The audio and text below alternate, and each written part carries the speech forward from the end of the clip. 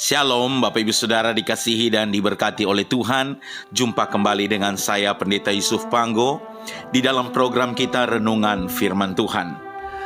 Tema renungan kita pada saat ini, disadari atau tidak, Allah sedang bekerja bagi masa depan kita. Bacaan firman Tuhan terdapat dalam kitab Kejadian pasal 41 ayatnya yang ke-43. Lalu Firaun menyuruh menaikkan Yusuf dalam keretanya yang kedua, dan berserulah orang di hadapan Yusuf, "Hormat!" Demikianlah Yusuf dilantik oleh Firaun menjadi kuasa atas seluruh tanah Mesir. Yusuf mungkin tidak pernah membayangkan sebelumnya bahwa ia akan dilantik oleh Raja Mesir menjadi Perdana Menteri Mesir. Secara logika, hal ini memang mustahil. Pertama, karena Yusuf bukanlah orang Mesir. Yang kedua, perjalanan hidup Yusuf menunjukkan bahwa tidak ada masa depan yang cerah bagi dirinya. Kita tahu bersama, Yusuf dijual oleh saudara-saudara kandungnya sebagai budak. Para pedagang yang membeli Yusuf menjual Yusuf kepada Potifar di Mesir.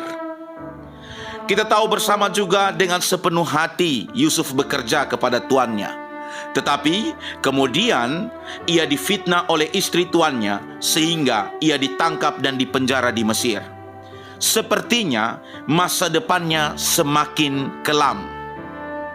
Yusuf mungkin tidak menyadari akan apa yang Allah kerjakan bagi dia di tengah-tengah masalah dan penderitaan yang dialaminya hingga ia bisa menjadi Perdana Menteri. Demikian juga hari ini saya dan Bapak Ibu Saudara semua, kita mungkin tidak melihat dan tidak tahu apa yang sedang Allah kerjakan bagi masa depan kita saat ini. Apalagi bila kita sedang dalam berbagai masalah, pergumulan, tantangan, ujian, dan penderitaan. Tetapi dari kisah Yusuf ini, satu hal yang pasti bahwa Allah tidak pernah berdiam diri. Bagi setiap kita yang setia, bagi setiap kita yang percaya, beriman teguh kepadanya, Allah sesungguhnya sedang bekerja, mengatur dan merencanakan masa depan kita masing-masing.